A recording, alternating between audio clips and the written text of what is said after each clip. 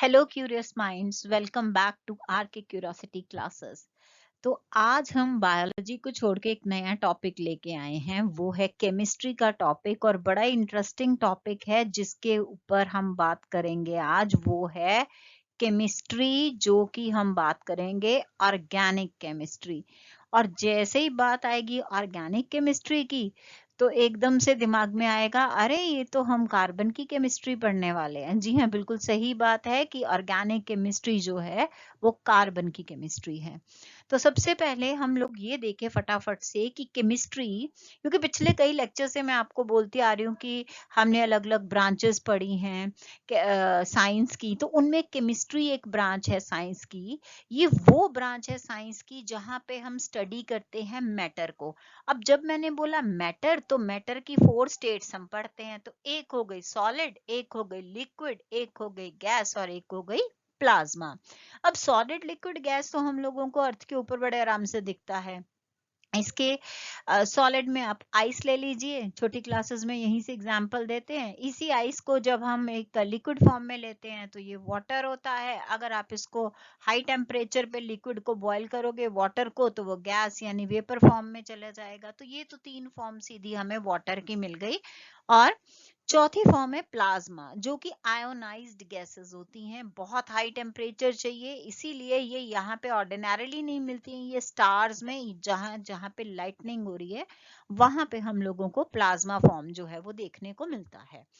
तो अब जब हम केमिस्ट्री में पढ़ रहे हैं, तो हमारा मेन फोकस एरिया क्या है केमिस्ट्री में? तो फोकस एरिया है कि पहले तो जो मैटर हमने देखा है उसकी कॉम्पोजिशन क्या है, कॉम्पोजिशन किस चीज का बना हुआ है मैटर, क्या उसका। अब जो सबसे छोटा लेवल है नॉन लिविंग में, वो एटम है। एटम जब जुड़ते हैं तो मॉलिक्यूल्स बनते हैं।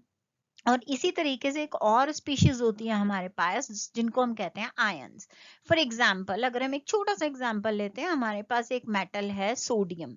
सोडियम का एटॉमिक नंबर 11 होता है, और अगर हम इसकी कॉन्फ़िगरेशन लिखें तो वो है 281। अब ये 281 हर एलिमेंट अपने आप को स्टेबल करना चाहता है, तो स्टेबल करने के लिए वो नियरेस्ट नोबल गैस कॉन्फ़िगरेशन को अचीव करना चाहता है। और सोडियम यहाँ पे वो कैसे करेगा? वो अपना एक इलेक्ट्रॉन जो है वो लूज करेगा, 1 इलेक्ट्रॉन माइनस कर देगा और किसी और को दे देगा, जो कि जनरली एक नॉन मेटल होगा। अब जब सोडियम ने अपना वो एक इलेक्ट्रॉन दे दिया, तो क्योंकि एक इलेक्ट्रॉन दिया है तो इसके ऊपर +1 चार्ज आ जाएगा। तो ये हमारा बन गया आयन। अगर हम सिंपल बात करें तो सोडियम एक एटम था, मगर जब उसने एक इलेक्ट्रॉन लूज कर दिया तो वो बन गया आयन। तो ये हमारे पास बन गया सोडियम आयन। अब ये जो इलेक्ट्रॉन है, अगर हम कहें किसी ने लिया, तो जैसे मैंने आपसे कहा कि क्लोरीन नॉन मेटल है, तो क्लोरीन ले लेते हैं एग्जांपल नॉन मेटल की। इसका एटॉमिक नंबर 17 है और इसकी कॉन्फ़िगरेशन है 2 8 एंड 7। अगर नियरेस्ट नोबल गैस की बात करें तो इसके लिए ये जो एक इलेक्ट्रॉन अगर सोडियम ने दिया है ये ले ले, तो इसका लास्ट जो शेल है वो फुली फिल्ड हो जाएगा 2888। तो इस तरीके से इसका भी नोबल गैस कॉन्फ़िगरेशन आर्गन का जो है वो आ गया। तो अब क्योंकि इसने एक इलेक्ट्रॉन गेन किया है तो इसके ऊपर चार्ज आएगा -1। तो ये हमारे हो गए आयंस। एटम्स हम लोगों को पता है, मॉलिक्यूल्स। जब एटम्स जो हैं, या तो सिंपल फॉर्म में कहें, हमारे पास एक एटम हाइड्रोजन का है, एक और एटम हम हाइड्रोजन का लेते हैं, इन दोनों ने जुड़ के H2 बना लिया। तो ये जो H2 है, अब वो एटम नहीं है, ये H2 जो है वो मॉलिक्यूल है। अगर हम सिंपल बात करें, हाइड्रोजन और ऑक्सीजन आपस में जुड़े और उन्होंने हमें एक केमिकल दिया विच इज वाटर, H2O। तो अगर ये H2O जो है, अगर हम इसको कहें तो ये भी एक मॉलिक्यूल ही है हमारा। इसके बारे में हम डिटेल डिस्कशन करेंगे, पर अभी हम सिर्फ केमिस्ट्री के 3 पार्ट्स की बात कर रहे हैं कि एटॉमिक लेवल पे, मॉलिक्यूलर लेवल पे एंड आयनिक लेवल पे। अब ये तो हमने कॉम्पोजिशन तो समझ ली, अब बात करते हैं प्रॉपर्टीज की। अब देखिए, ये प्रॉपर्टीज भी डिफर करेंगी कि आपका जो मैटर है वो सॉलिड है, लिक्विड है कि गैस है। उस चीज के ऊपर, उस बेसिस के ऊपर डिपेंड करते हुए उसकी प्रॉपर्टीज डिफर करेंगी। वहां पे उसकी डेंसिटी अलग हो जाएगी, सॉल्युबिलिटी अलग हो जाएगी, रिएक्टिविटी अलग हो जाएगी, बॉइलिंग पॉइंट अलग हो जाएगा, मेल्टिंग पॉइंट अलग हो जाएगा। फिर आते हैं हम चेंजेस इन रिएक्शंस में। अब यहाँ पे होता क्या है कि बहुत सारे केमिकल रिएक्शंस होते हैं, जैसे मैंने यहाँ पे नीचे यही दो एक एग्जांपल दे दिए। चलिए हम पहले वाले को भी छोड़ देते हैं, हम सिर्फ इतना लेते हैं कि हाइड्रोजन और ऑक्सीजन जो है वो आपस में जुड़े और वाटर बन गया। अब अगर हम छोटी सा एक ध्यान दें कि यहाँ पे हाइड्रोजन वाटर के अंदर तो 2 लिखा हुआ है, जबकि यहाँ पे तो हमने सिर्फ H लिया है, तो यहाँ पे क्या होगा हमारा, इस तरीके से हम इस इक्वेशन को बैलेंस करेंगे। अब यहाँ तो H2 हो गया, यहाँ O2 हो गया, मगर यहाँ O1 है, तो हमने इसको 2 कर दिया। अब हम कहेंगे अब हमारा हाइड्रोजन फिर से इम्बैलेंस हो गया, तो कोई बात नहीं है, इसके आगे 2 लगा देते हैं। तो ये हो गई हमारी बैलेंसिंग ऑफ द रिएक्शन। इसके बारे में भी डिटेल में बात करेंगे। तो अभी आप टेंशन नहीं लेना कि इतनी जल्दी जल्दी से बता दिया, आगे चल के इसके बारे में भी डिस्कस करेंगे। तो केमिकल रिएक्शंस होती हैं। अब वो केमिकल रिएक्शंस में पुराने बॉन्ड टूटते हैं, नए बॉन्ड बनते हैं। तो अब उसमें कई रिएक्शंस के अंदर जो है वो एनर्जी प्रोड्यूस होती है, या हम कह सकते हैं एनर्जी का एक फॉर्म हम ले लेते हैं, हीट ले लेते हैं, हीट प्रोड्यूस हो रही है। तो अगर हीट प्रोड्यूस हो रही है तो हम उसको कहेंगे एक्सोथर्मिक रिएक्शन, और अगर यहाँ पे हीट जो है वो अब्सॉर्ब हो रही है तो हम उसको कहेंगे एंडोथर्मिक रिएक्शन। तो ये सारी चीजें हम लोग पढ़ते हैं केमिस्ट्री के, फोकस एरियाज इसी पे बेस्ड होते हैं। अब इन चीजों के ऊपर लेके ब्रांचेस बना दी हमने केमिस्ट्री की। वो फर्स्ट लेक्चर जो साइंस एंड उसकी ब्रांचेस है उसमें भी डिस्कस किया है, पर एक बार फटाफट से एक हम रीकैप देख लेते हैं। ऑर्गेनिक केमिस्ट्री जो कि हम यहाँ पे पढ़ने वाले हैं वो बेसिकली है कार्बन बेस्ड कंपाउंड्स की।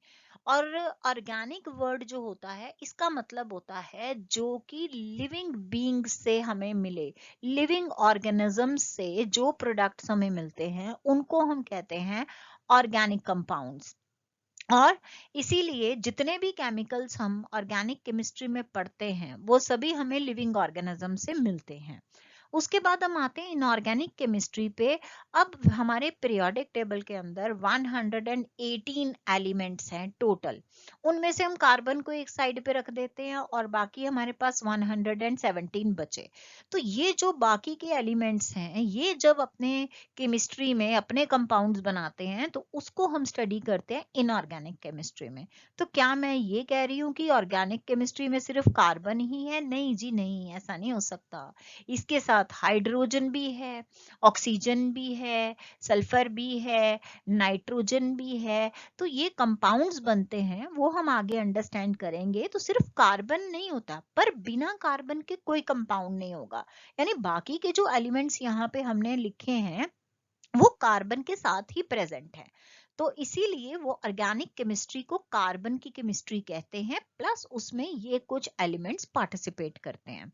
दूसरी तरफ इनऑर्गेनिक केमिस्ट्री में बाकी सारे एलिमेंट्स आ गए। तो क्या इसका मतलब है यहाँ पे कोई ऐसा एलिमेंट नहीं है जहाँ पे कार्बन प्रेजेंट हो और वो इनऑर्गेनिक हो? हाँ जी हाँ है, कार्बन डाइऑक्साइड।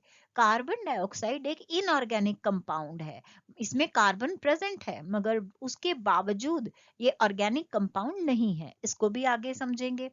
तो अब चलते फिजिकल केमिस्ट्री की तरफ। तो फिजिकल केमिस्ट्री में वही बात आ गई कि हीट के बारे में, हमारी क्वांटम मैकेनिक्स आ गई बीच में, एटम्स इलेक्ट्रॉन्स उनके बेसिस के ऊपर किस तरीके से रिएक्शंस होती हैं, किस तरीके से केमिकल कॉम्पोजिशंस होते हैं, वो सब हम इसमें पढ़ेंगे। एनालिटिकल केमिस्ट्री में वही है कि हम आइडेंटिफाई करेंगे कि कौन कौन से केमिकल्स प्रेजेंट हैं, और हम ये भी आइडेंटिफाई करेंगे कि कितने कितने केमिकल्स प्रेजेंट है, उनका कितना अमाउंट यहाँ पे प्रेजेंट है।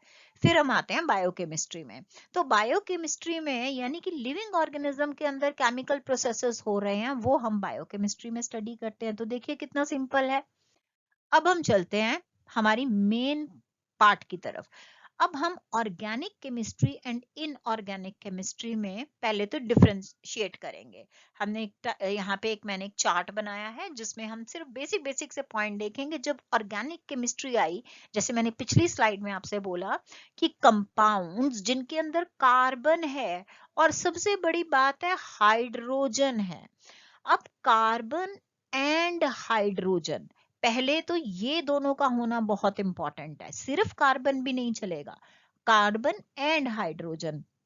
तो जब कार्बन एंड हाइड्रोजन की हम बात करते हैं ना, तो उन कंपाउंड्स के लिए हम वर्ड यूज करते हैं हाइड्रोकार्बन्स। अब इन्हीं हाइड्रोकार्बन्स में अगर हम कोई एक हाइड्रोजन हटा दें और उसकी जगह पे कोई और एलिमेंट जो पीछे मैंने बताए हैं उनमें से कोई एक एलिमेंट हम लगा दें तो हमारे पास क्या बन जाएगा, डेरिवेटिव्स ऑफ हाइड्रोकार्बन्स। तो organic chemistry, hydrocarbons and it's derivatives.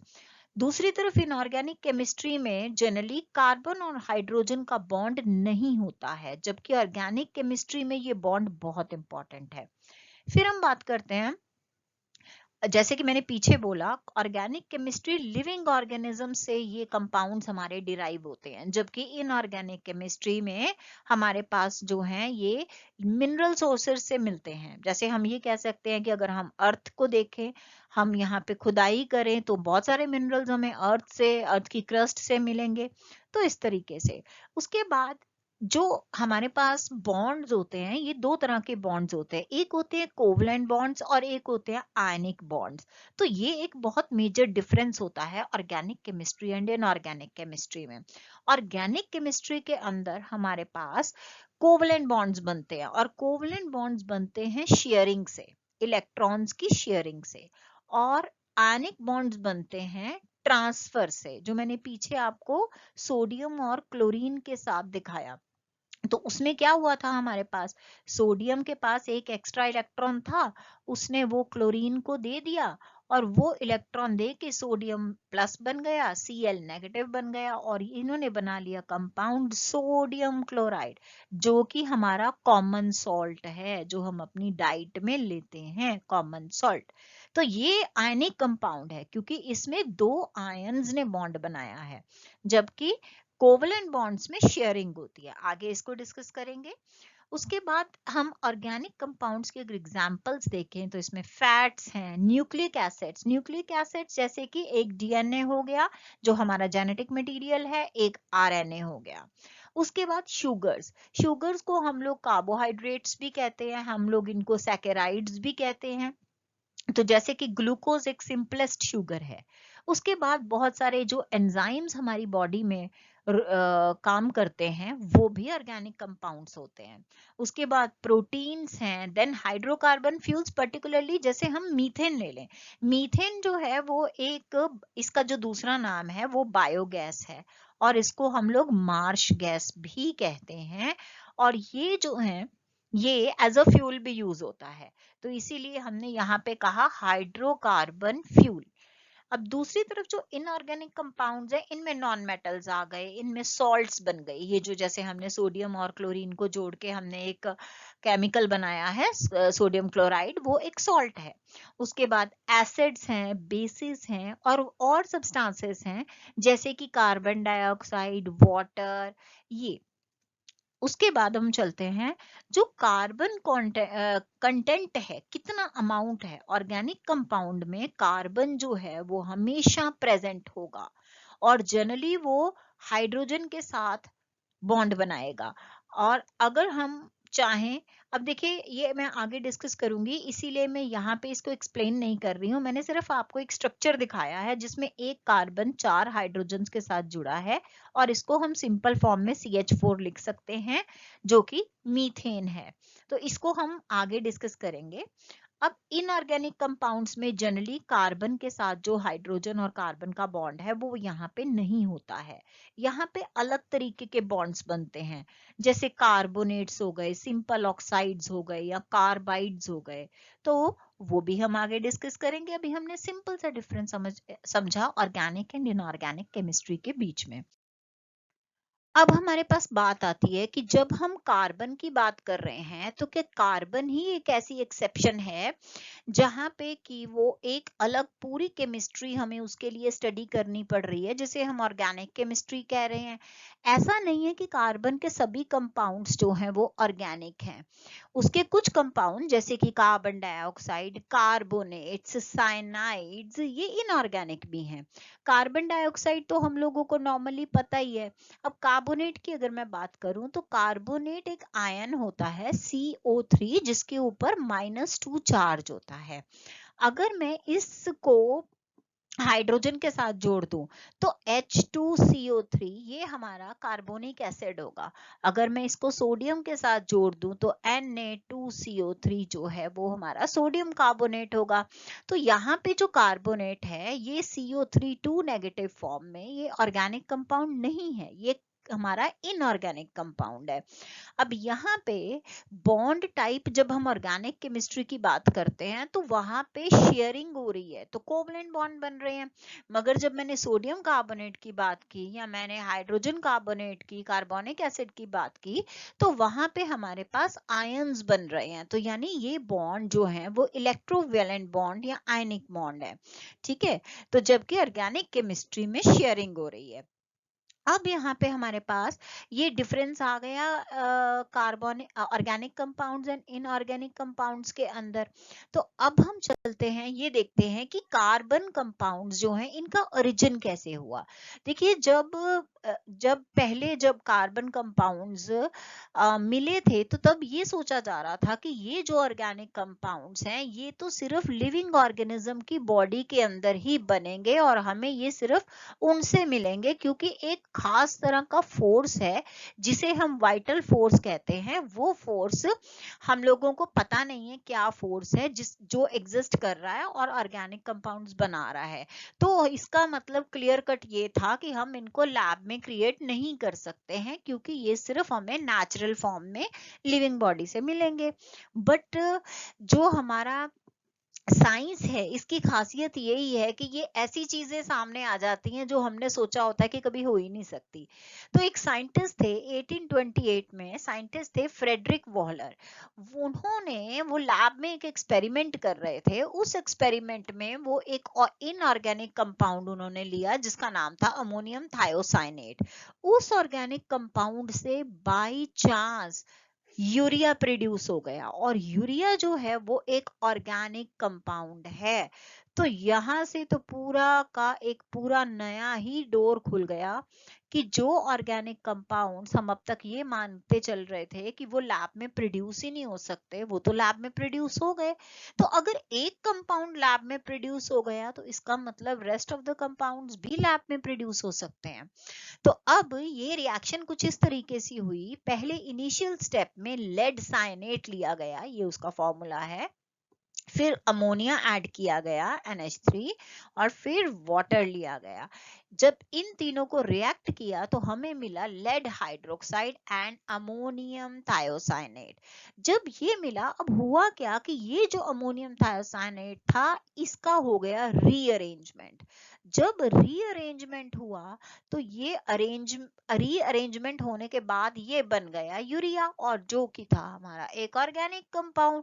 तो इस तरीके से एक बाई चांस डिस्कवरी से हमारे लिए पूरा एक नया जो है वो केमिस्ट्री की ब्रांच खुल गई कि भाई जिस तरीके से हम लोग इनऑर्गेनिक कंपाउंड्स को क्रिएट कर सकते हैं लैब के अंदर, उसी तरीके से हम ऑर्गेनिक कंपाउंड्स को भी लैब के अंदर प्रोड्यूस कर सकते हैं।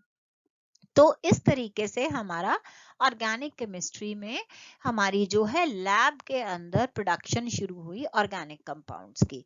तो अब इतना कुछ समझने के बाद हम थोड़ा सा देखेंगे ये कार्बन इतना डिफरेंट बिहेवियर कर क्यों रहा है, ऐसा क्या खास है कार्बन के अंदर कि वो उसने एक पूरी अलग केमिस्ट्री बना दी। तो पहले हम कार्बन को समझते हैं। कार्बन एक नॉन मेटल है। देखिए जो हमारा पीरियोडिक टेबल है जिसमें 118 एलिमेंट्स है, इनको हम बेसिक दो कैटेगरीज में डिवाइड करते हैं। एक कैटेगरी को हम कहते हैं मेटल्स, धातु, और दूसरी कैटेगरी को हम कहते हैं नॉन मेटल्स, अधातु।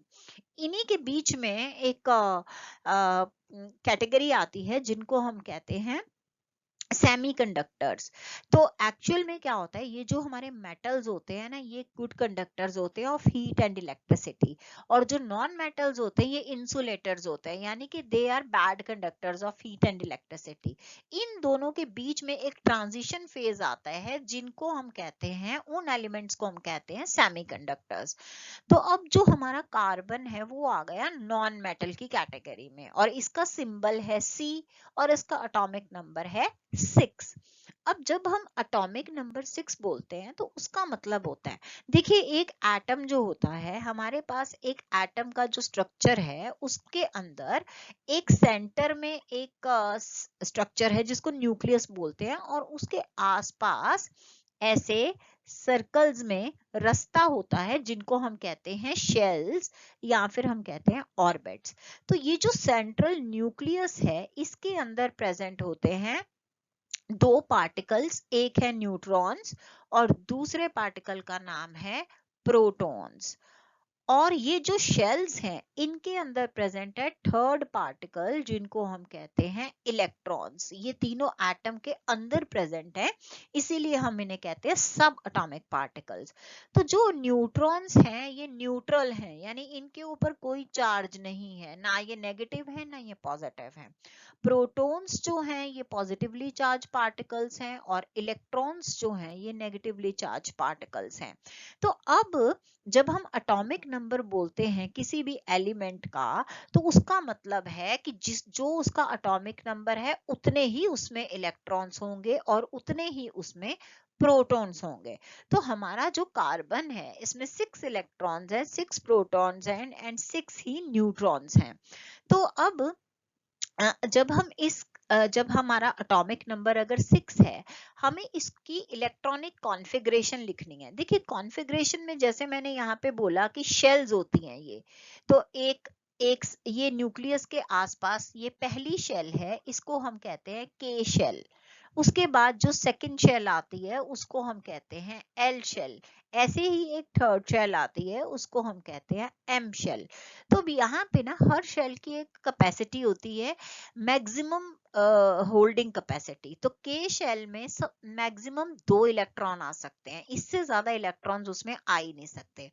उसके बाद अब जो कार्बन है उसमें हमने एटॉमिक नंबर बोला 6, तो यानी कि जो पहली शेल थी के उसमें चले गए 2 इलेक्ट्रॉन। अब बाकी कितने बचे, 6 में से 2 तो के में आ गए, तो बाकी बचे 4।